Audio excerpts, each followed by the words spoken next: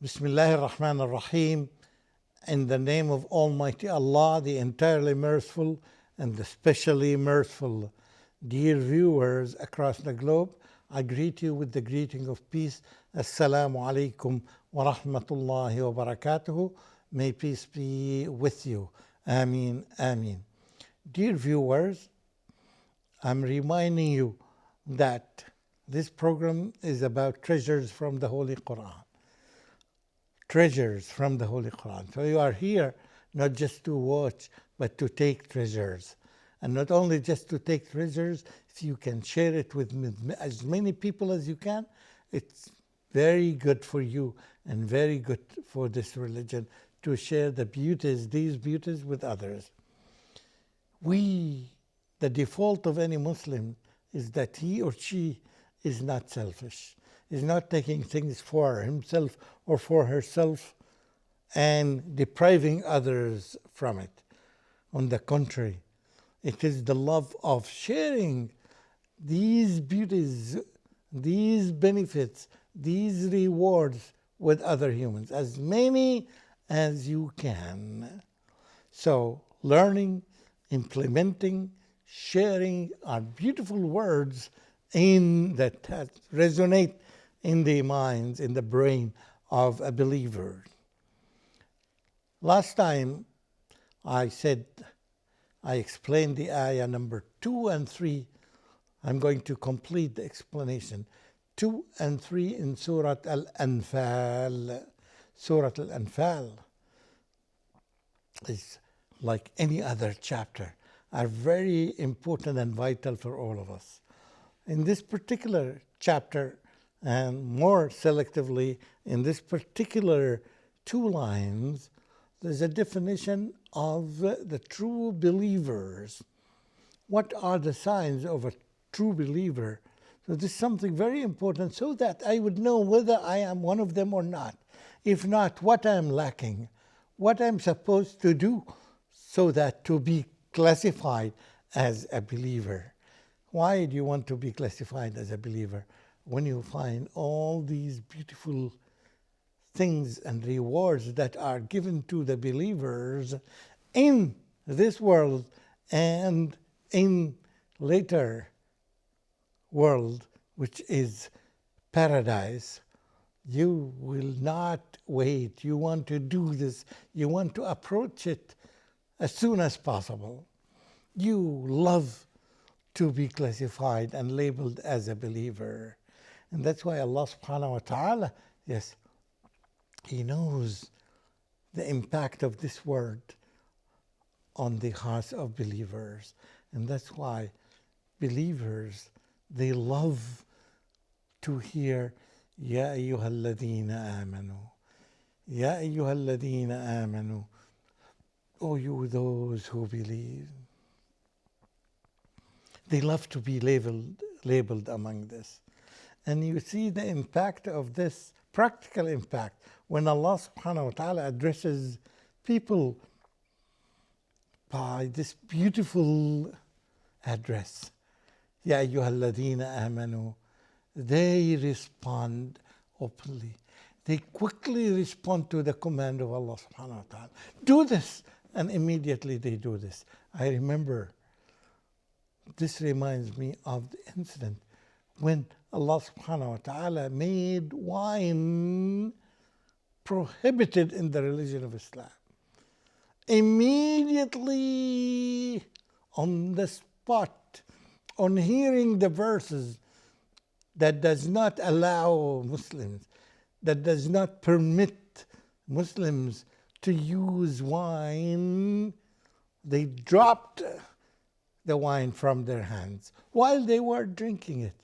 But once they received the verse, they responded to the command of Allah. It's something amazing. It never happened in the history of any nation. In fact, in all nations, in the history of all nations who failed to apply this rule, the Islamic rule of how to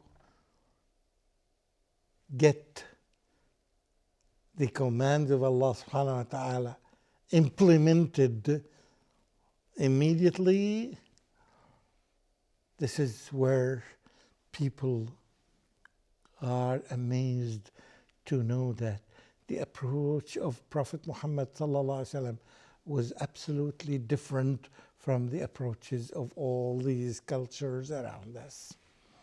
Because he did not invent his own approach or his own input. Rather, he followed whatever Almighty Allah, the creator of this universe, they asked him to do. He followed what Allah commanded him to do. And remember, he is the creator of all these humans. He knows what affects them and what does not affect them. He, Allah subhanahu wa ta'ala, is the one who knows and we don't know. He knows how it works. And therefore, Allah subhanahu, this is a very good example for all humanity to study. Many countries have tried, many kings and many presidents have tried to advise and to prevent and to stop, even to diminish the use of these alcohols and these wines, and they failed because they reversed the Islamic approach. The Islamic approach is to bring up people who become believers first, mu'minun. And once they reach this level, they become more receptive to the words of Allah subhanahu wa ta'ala. They don't need policemen around them. They do not need. In fact, in the Islamic history, we know that some examples, some people used to violate these Islamic rules, but they reach the level of belief that they themselves, they go to the governor and to the ruler and ask him to implement, to execute and apply the rules on him because of his violation by themselves. They were not dragged or caught by policemen. This is amazing strategy. And it is not my strategy. It's not his strategy. It is what Allah subhanahu wa ta'ala commanded us to do. Here, continuation of this verse, ayah number 2 and 3 in Surah Al-Anfal. Some qualities of the good believers are الَّذِينَ يُقِيمُونَ الصَّلَاةَ. They consistently set up and they consistently establish the prayer. This prayer that we do 5 times a day make you a totally different human being. In the way you think, in the way you act, in the way you receive the words of Allah subhanahu wa ta'ala, this prepares you and this furnishes you in order to be more receptive. Once you do this consistently, it becomes part of your DNA. It is in your blood, it is in your mind, it is in your heart. You cannot live without it. That's why you find Muslims are so addictive to performing prayers. 5 times a day? 5 times a day? Yes, 5 times a day, which means 17 units of salah, 17 rak'ahs. When you calculate all these rak'ahs that we do every day, you become so addictive to it. You cannot dispense with them. And this qualifies you, prepares you to be, alhamdulillah, a better believer. Not only they establish the prayer, but look at this. Now helping others, spend money in the way. Consistently they do the prayer and consistently they spend money. It's not enough to say that I spent last month or I spent last year or I spent last century. I did this charity or the other charities or the other. This is not enough. It has to be consistently done. That's why you have the annual zakah that has to be paid to the poor. Now your benefit, you see, how can a believer benefit the others? Whereas the non-believers don't do that. Some of them do. Yes, it is true, some of them do. But even if they do, they are not rewarded for that because they don't do it out of belief.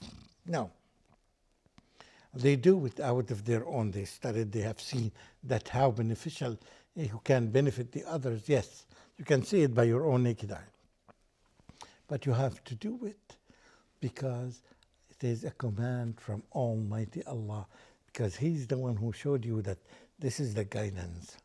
So it has to be done consistently.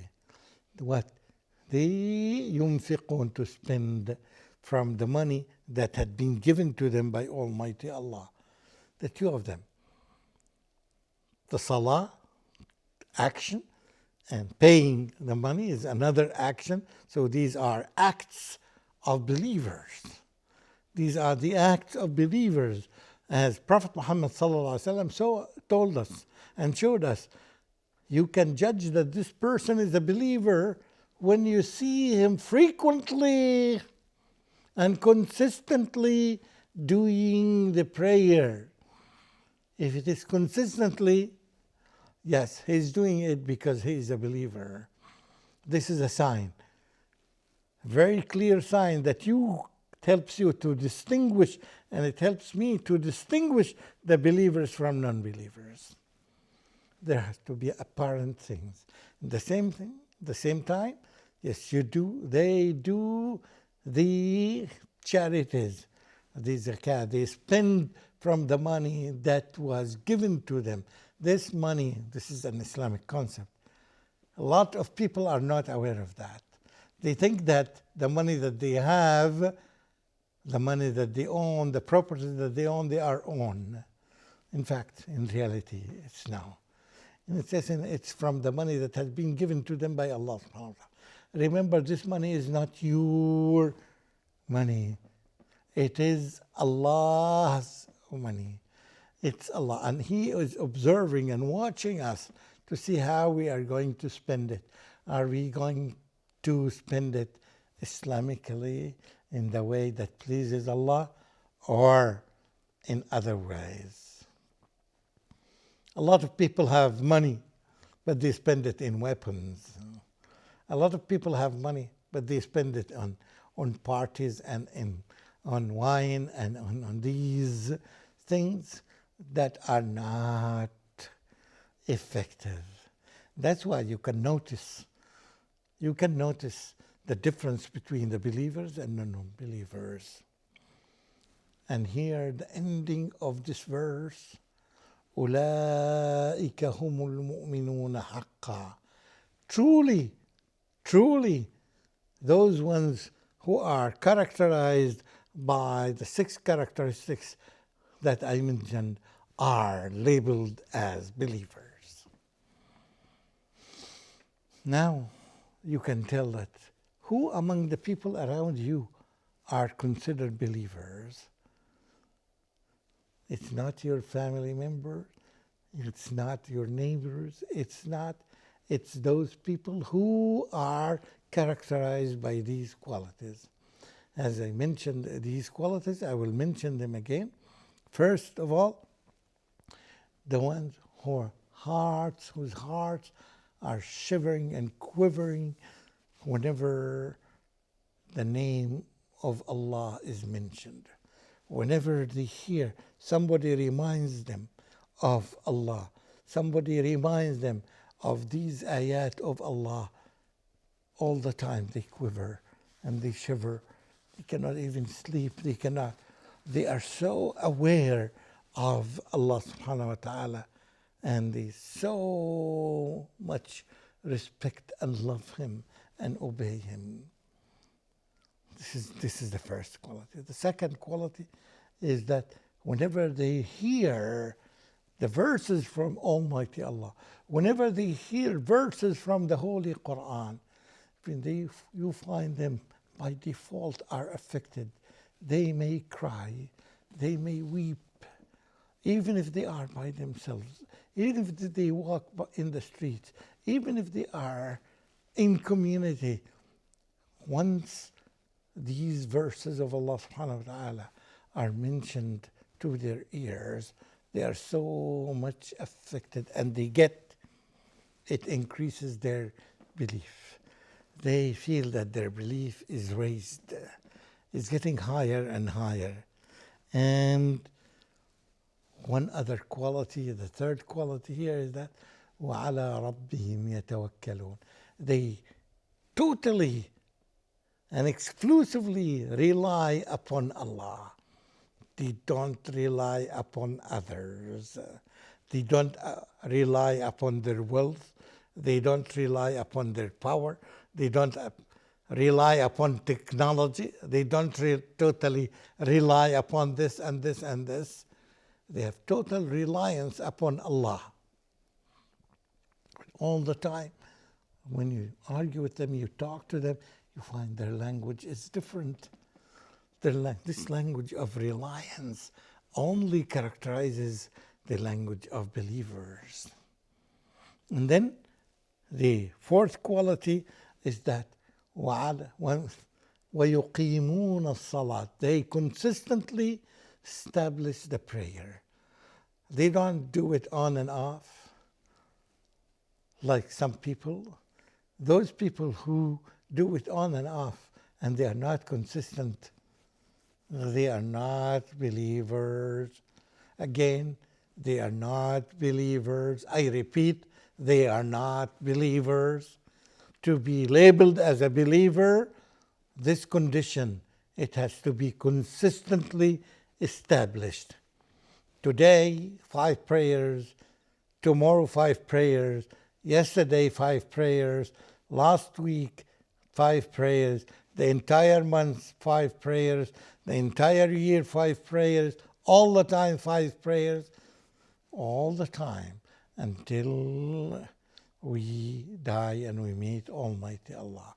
And the last quality, and as they do the prayer consistently 5 times, they spend their money. They spend their money Islamically, according to the Islamic ways. And in this way, once anybody has these 5 qualities, some of them are theoretical and some of them are practical. Once you combine those 2 together, you deserve, by the will of Allah, to be labeled as a believer. And I ask Allah subhanahu wa ta'ala to make us as those believers, and as the ayah ends, they are truly the believers. So there are true believers and false and hypocrite believers. We ask Allah to make us of those true believers and not among those who are false believers or fake believers. Wassalamu alaikum wa rahmatullahi wa barakatuhu.